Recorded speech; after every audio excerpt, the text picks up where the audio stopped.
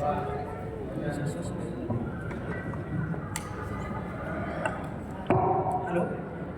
शब्दामध्ये श्वास असेल तरच होते कविता. शब्दामध्ये श्वास असेल तरच होते कविता. नुसता शब्द जंजाळ नव्हे, ती जगल्यानेच घडते कविता. ती जगल्यानेच घडते कविता.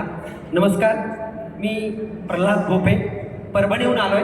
कविता सादर करतोय. कवितेचं शीर्षक आहे जगणं बोनसाय होऊ नये म्हणून.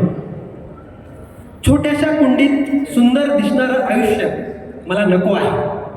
छोट्याशा कुंडीत सुंदर दिसणारं आयुष्य मला नको आहे. छाटलेल्या स्वप्नांची आकारबद्ध मर्यादा मला मान्य नाही. छाटलेल्या स्वप्नांची आकारबद्ध मर्यादा मला मान्य नाही. वाऱ्याशी झुंज देत मुळांनी धरलेली जमीन हवी. मुळांनी धरलेली जमीन हवी.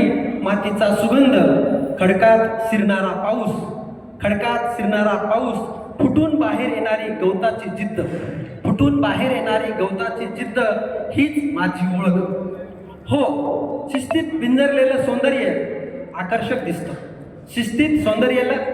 शिस्तीत पिंजरलेलं सौंदर्य आकर्षक दिसतं, पण त्यात जंगली स्वातंत्र्याची धडधड नसते. पण त्यात जंगली स्वातंत्र्याची धडधड नसते. म्हणूनच माझ्या मनाला मी खुलं ठेवतो.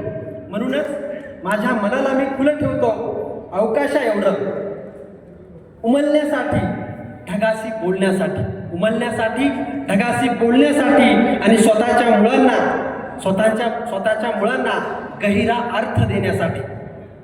जगणं बोनसाय होऊ नये म्हणून, जगणं बोनसाय होऊ नये म्हणून मी माझी हिरवाई पसरवतो. मी माझी हिरवाई पसरवतो. वाऱ्याशी हात घालतो. उंचावण्याचा हक्क राखून ठेवतो.